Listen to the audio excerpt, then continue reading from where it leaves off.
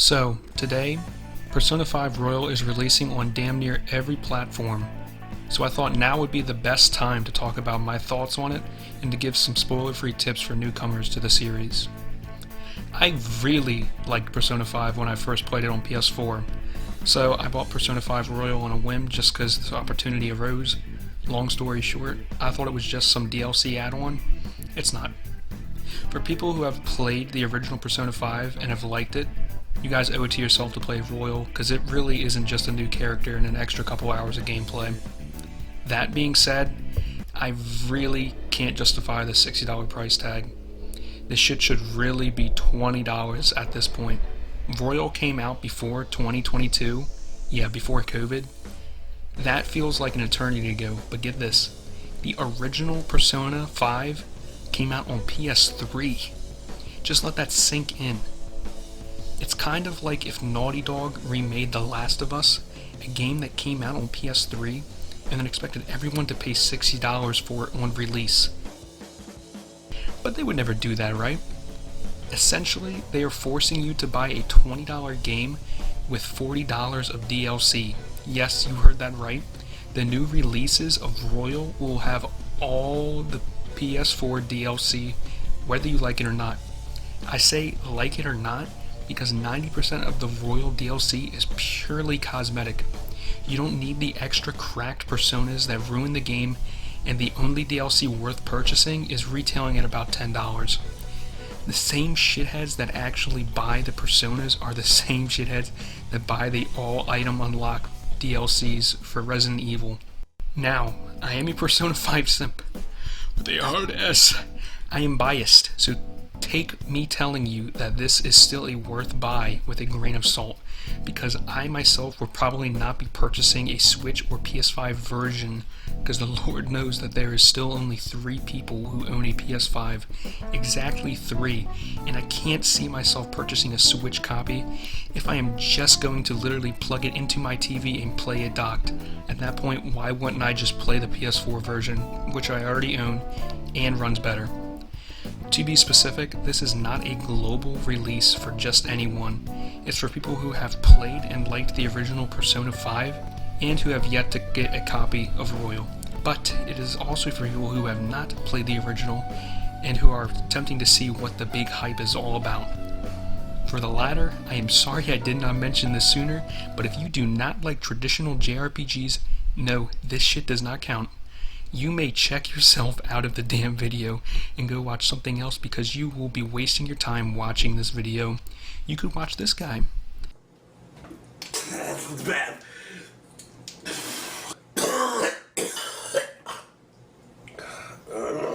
Also, if this word offends you, leave right now, and no, I don't mean this.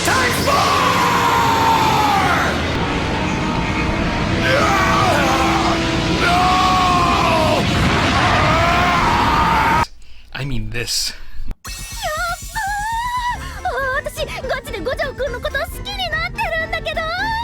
Yeah, if this weirds you out, I do not hold it against you. This doesn't bother me too much. I played this originally as a high schooler, so it actually didn't bother me at all playing it the first go around. But I had heard from others later on that they couldn't stomach the dialogue, and I had no clue what they were talking about. But let me tell you, I am no longer in high school. I am a big kid now, and let me tell you, my third eye has been opened. All of the dialogue in the game is awesome. I love the voice actors as well. They're professional as hell. But every now and again there will be a line like, adults just don't get us, or we can't trust our lives in the hands of these evil adults. And looking at these lines now, it is cringe. It does only happen every once in a while, not often, but I'd be lying to you outright if I said these few times didn't get to me and didn't make me frown a little bit. Like I said, it doesn't happen that often, but I also wouldn't have made a big point of it if it wasn't there to begin with. The overall point I was trying to make is that I was this game's targeted demographic when it first released, but I'm also 6 years older from when it first released, so I am no longer in that age group. If you are like me in that aspect and still haven't played Royal, test yourself. I, like you, really thought these people were tripping on acid when they said some of the dialogue took them out of it, but it does really help to have people who are actually critical of a game and don't just endlessly sing its praise, knowing that it has flaws, but intentionally not revealing them in an elaborate scheme to hoodwink a fellow player. I respect the decision of the people who admitted that Persona 5 was not the game for them. Persona 5 Royal is my favorite game. Period. And if I'm telling you that there should be a possibility of you not purchasing it and playing it, you should probably listen to those concerns. Do not just buy a game because this person told you to get it. Buy it because you genuinely believe that you would enjoy this overpriced port. That being said, I'm now going to go into some spoiler-free tips for your first playthrough of Persona 5 Royal.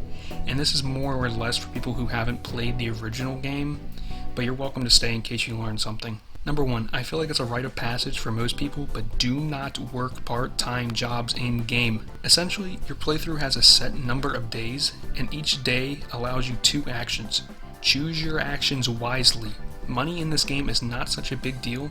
You can easily get it, so don't waste your time doing a part-time job just to get a measly 5,000 yen. 99.9999999% of the time, you will never want to do this, and the few times you will, you'll know when. I heavily stress this because of experience. I went in blind on my first playthrough, and I just about only worked part-time. It's not worth it. On the other side, do spend time with friends. These games have what's called a confidant system.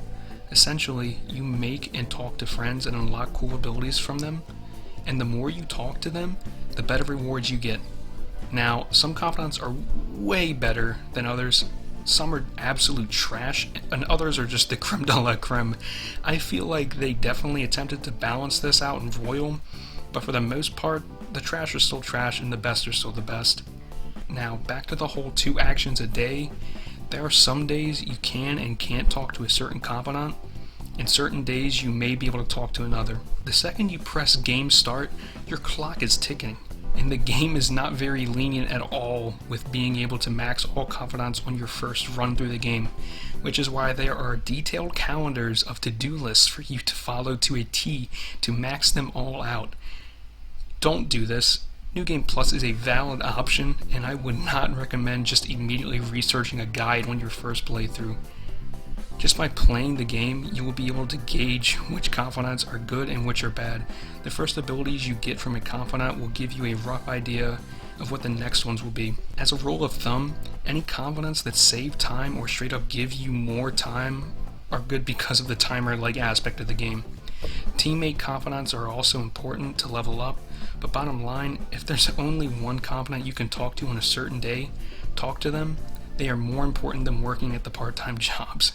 Number 3, the third thing I want to talk about is the greatness of this combat system.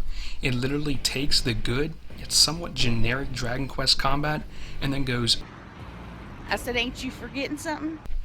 Essentially, hitting an enemy's weak point allows you to knock them and execute another move. You can kind of just knock all enemies in the first turn this way, and when you do that, you get to execute an all-out attack. An all-out attack essentially just wipes the entire enemy board 99% of the time. So what it ends up doing is speeding up the combat. You could do just 30-something damage to all opponents, knocking them and then wiping them for money next XP. Gone are the days of just endlessly grinding the same enemies for hours, because in this game, you can win in one turn if you're smart enough or prepared enough. You can also run through a dungeon in one day, which is what you want to try and do, but if you can't, you can always return the next day resupplied, and you can start it up right where you left off. I wanted to also touch on a spoiler-free heads up for old players. You know what I'm talking about? Basically, this was pretty good in the first game, but you had to be sparing with it. Now, you don't. It completely breaks the game, but in a fun way. It also makes this guy a little better in this game, so there's that too. I probably should have put this towards the top, but save. Save as often as you can, because there is one BS aspect of the combat that I didn't mention, and that is that when the main character faints, it's game over. The rest of your team could be full health, doesn't matter, game over. And sometimes there's big gaps between saves. So if you start playing a little too ballsy, it'll probably catch up with you, especially new players. There is no autosave like most long-ass games today, weirdly enough, but it's not a game changer, especially since you can practically save whenever you want in the real world, which I recommend doing as often as you can. There's also save points in dungeons, so just make sure you use them and don't just run past them. Save points in dungeons can also be used as fast travel points, so there's zero reason to not use them. I'm done.